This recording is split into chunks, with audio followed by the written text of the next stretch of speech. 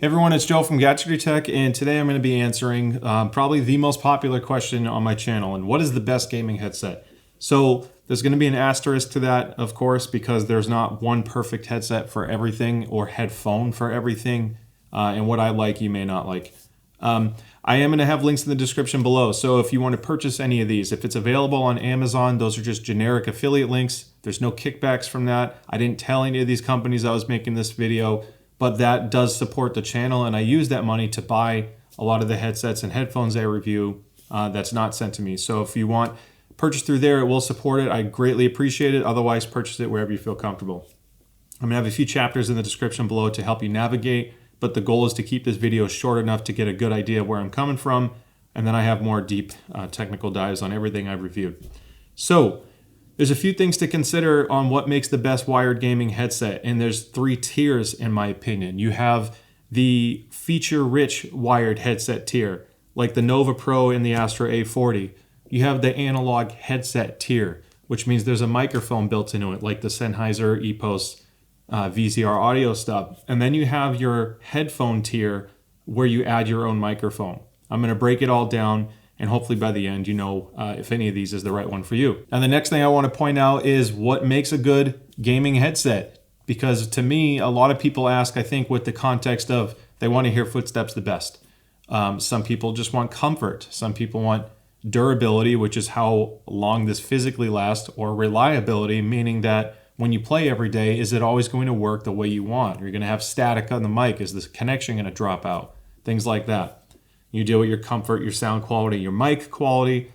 All of that being said, I took all of that as a consideration to recommend these here before you. Now on the feature-rich wired side, that narrows it down kind of quick for me, because you have the Astro A40, which is a legend, if you will. It's been out for a few years. It's a bit older now. And then you have the new SteelSeries Nova Pro wired. Now I've been really big on the Nova Pros because it brings higher quality sound than what a lot of other gaming headsets typically do. And this DAC allows you to do a lot of cool things like custom EQ.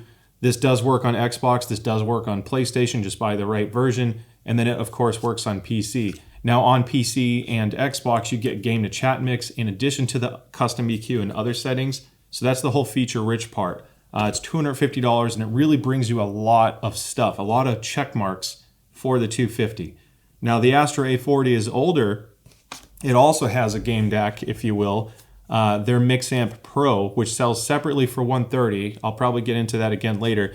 You get a volume knob game to chat mix. Now this works with game to chat mix on PlayStation if you use an optical cable. Otherwise the USB cable will work on PC and Xbox with game to chat mix. I love these for gaming because even though all these headphones sound great, having game to chat mix is a huge feature when you can use it, because sometimes you don't want to hear your friends, sometimes you want to hear them louder, etc. As far as the sound quality between the two goes, the Astro is more laid back and flat. It's less dynamic, it's less punchy. It actually still does a good job for footsteps, and I still find it to be very comfortable. I really just love the DAC as far as how easy it is to use, and I don't have to install any special software to use it. You do want to install Astro Command Center to do custom EQ and change your microphone side tone, how much background noise rejection, etc.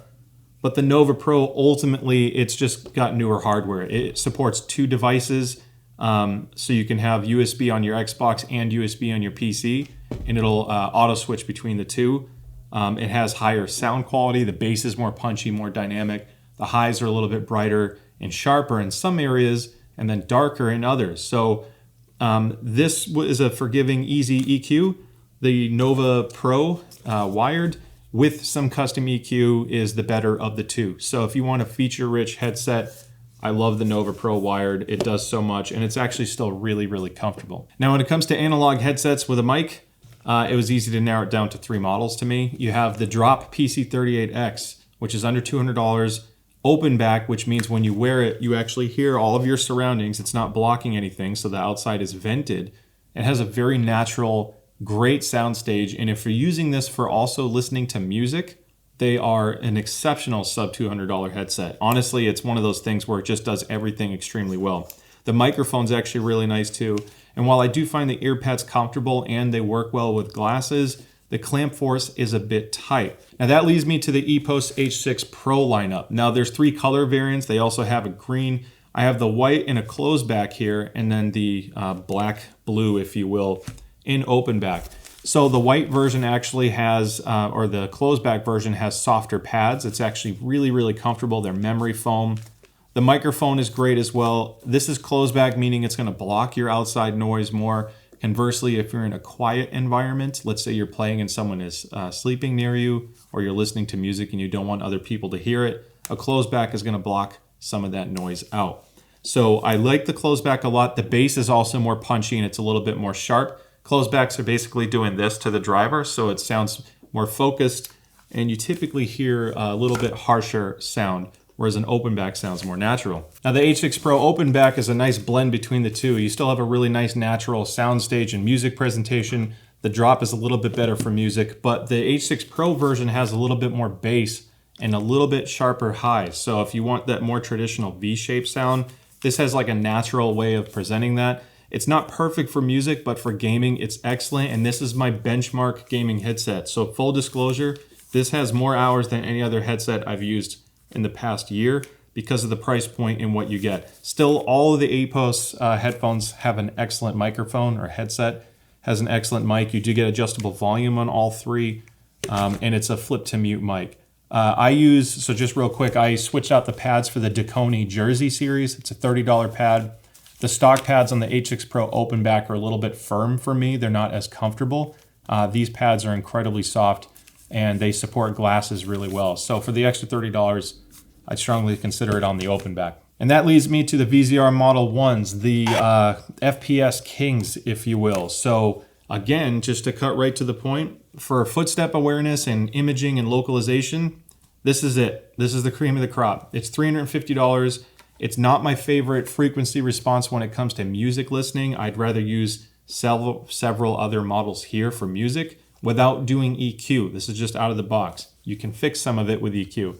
But the VZR audio guys, they put so much attention to detail on driver matching and tuning for spatial cues that if your primary concern is being able to pinpoint where a footstep is, the Model 1 is going to give you your best chance of that. It's a closed back. It had the newer variant, which came out a few months ago, has an improved mic. Very comfortable in the passive noise isolation, which means it's blocking noise out around you so you can't hear other people, is the best here. It blocks out damn near everything without using active noise cancellation. So it is an amazing headset. If you just want to be the ultimate competitive FPS person, this is the best one. There's no mic, there's no volume control on it, no adjustments. It's literally a mic mute switch on the cord, and that's it. Now, where it gets confusing is on the higher end side. What if you don't need a mic built into the headset? What if you just want the best gaming experience and money is no object? Well, there are multiple high $1,000 headphones on the market. I have the HE1000s behind me, which are over $3,000. And yes, those are excellent for gaming, but you very quickly get diminishing returns once you're passing the $500 mark, thanks to headphones like these. So this is the Hi-Fi-Man Sundara open back. It's a $300 planar magnetic open back with absolutely incredible sound performance. It is great for music. It needs a little bit of EQ in the upper mid-range, but overall they're very comfortable and they work great for games. They also have really good detail retrieval. That's another thing. Everyone thinks it's all about frequency response. The ability to do subtle noises well and clearly enunciate. It's almost like if someone's whispering to you, can you tell what they're saying? And a good headset or headphone can whisper very clearly. So that's what headphones like these do. And that's what all of these are doing a great job with. I think the SteelSeries and Astros are a little bit outgunned when it comes to these analog beasts before you.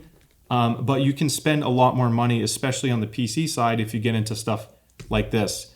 Now, the Hi-Fi-Man Edition XS, $500 headphone. It sounds more like a $1,000 headphone. Fit and finish, it's a little bit loose on me. I wish it got smaller. So if you have a tiny head, I'd actually still consider the Sundaras because they fit smaller heads better.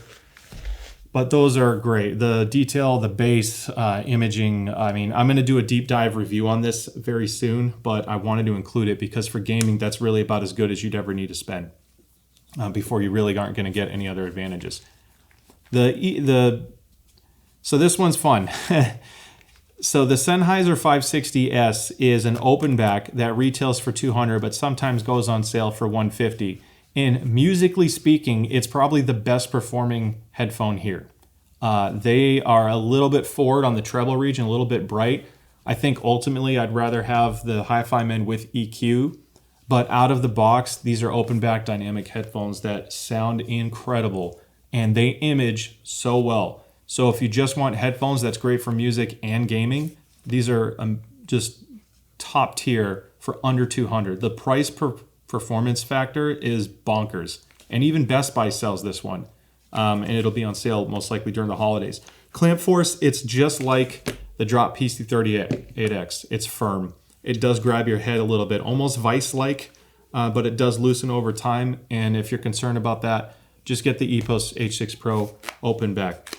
Music-wise, it's great. There's just no microphone. There's no volume control. It's going to rely on your source to control that. So if you don't need a microphone built into the headset, you can look at headphones like that. If you want a microphone on PC but want the higher quality stuff, go with something like the Samson Q9X with an XLR interface. Something like the Wave 3, and now you have a separate dedicated mic that's going to sound great, and then the world is your oyster. You can buy any high-end headphone you want, and that's going to perform better than a lot of gaming headsets. If you want to keep it simple, this is the way to go. I just want to mention that stuff because when you start spending a lot more money and you just want the best, it's something to seriously consider. Now, the other thing I want to throw out there is when you're customizing, especially on the console side, let's say you want a microphone, but you want good high-end headphones for music as well. There's a company called Antlion. They make the ModMic Uni, the ModMic Wireless. This works on PlayStation and it uses a magnetic mounting system. So I can buy something like the Hi-Fi Men Edition XS or the Sennheiser 560S and the mic will magnetically snap on. The mic is wirelessly connected to my PlayStation, but then I can run the headphone cable to the controller. So on the Xbox side, you can't use a USB version, but the Uni is analog. Antlion makes a splitter so you can connect it to the controller. There's other ways you can use this. This will work on PlayStation as well, either with the splitter or if you get something like on PC or PlayStation. This is the Shit Hell 2. It's a $200 amp DAC, headphone input or output, microphone input, so you can connect the ModMic Uni to this, have adjustable mic volume, and then the headphone out for your high-end headphones. This does work on PlayStation with USB, so it's an incredible DAC for PS or PlayStation 5 if you want the high-end audio. JDS Labs also makes one. This is a $200 stack. That's the Atom stack. And if you use their UAC1 fallback cable, which is a white cable, it's $10, and flash the firmware, the new ones, they're already flashed. But you can just connect that to your PlayStation and again, have really high-end audio. Naturally with PC, you can buy a lot of high-end amps and DACs. If you don't want any of the big stuff, consider something like the Helm Bolt DAC. It's a USB DAC, which comes with a adapter. So you can hook something up like the EPOS H6 Pro directly into this. Nothing sitting on your table. It's super clean. That will blow away almost every gaming headset in terms of sound quality for your bang for your buck, I guess, if that makes sense. And it's super clean. This is a $100 DAC that packs a punch. Sub $200 headset, so you can get really high-end audio for an affordable price. Now for gaming on Xbox, just real quick, you can buy the Mixamp Pro separately for $130 and pair that with the H6 Pro or the VZR or the Drop and get your game to chat mix and custom EQ because then you're controlling it via Atmos or the Astro Command Center. If you don't want to deal with a DAC and you're looking for something on a budget, believe it or not, on Xbox, I play with this the most. This is a $40 Turtle Beach audio hub. It's basically gives you game to chat mix, master volume control, and a few presets built into the little adapter here. So I play with my H6 Pro and the VZR Model Ones a lot with this, and it works flawlessly, dirt cheap, and they get more than loud enough for gaming. So that brings me to the final thoughts, and there's a few recommendations I'll make. So if you need all the bells and whistles, you want custom EQ, mic side tone, game to chat mix, the SteelSeries Nova Pro is my favorite in that category. If you just want an analog gaming headset, the best bang for your buck is the Sennheiser EPOS H6 Pro. I prefer the open back, but the closed back is actually nice as well if you want more bass and more volume. The closed back gets louder. The Drop is great if you also listen to music more than half the time. I just think out of the box, the H6 Pro is just better for gaming. It has a little bit more bass. It still sounds excellent. Best ultimate analog gaming headset is the VZR Model One. Again, I wouldn't focus on this as an audiophile headset necessarily just for music without EQ. That's my preference. Some people love the way it sounds out of the box. There's nothing wrong with it. It has a lot of elevated bass, and if that's too much for you, you're just going to want to tone that down. But there's no denying that for positional accuracy, going from 200 to 350, they're both great. There is an edge to this. Now, if it's worth double the price or almost double the price to you, that's up to you. But there is an edge to the Model One. And it's a closeback, so you're not going to hear other things as much. And then from there, sky's the limit, right? So these to me are a great value. The Sundara for 300, the Edition XS, and then the 560 is just honestly rivaling really expensive headphones when it comes to gaming. I would probably consider the 560S even over the HD 800S, which is $1,800. That has an amazing soundstage, but it's a little bit harder to localize footsteps with that because it's so wide and airy. I feel like the overall sound quality of the 560S lends itself a little bit better for gaming, and it's under 200 bucks. So that about wraps up the review. Hopefully you found this helpful, whether it's for yourself or for a loved one, or you're just curious what I felt about some of these models. So don't forget to like and subscribe. I am going to do some giveaways once we hit 20,000 subscribers. I'm trying to do it before the holidays so I can get some stuff out to you all to thank you so much for your support. Seriously, I say it a lot, but it means a lot. I'm doing this because I'm passionate about audio and gaming and helping people make informed decisions. That's why I started my channel, because I couldn't find the info I was looking for back then.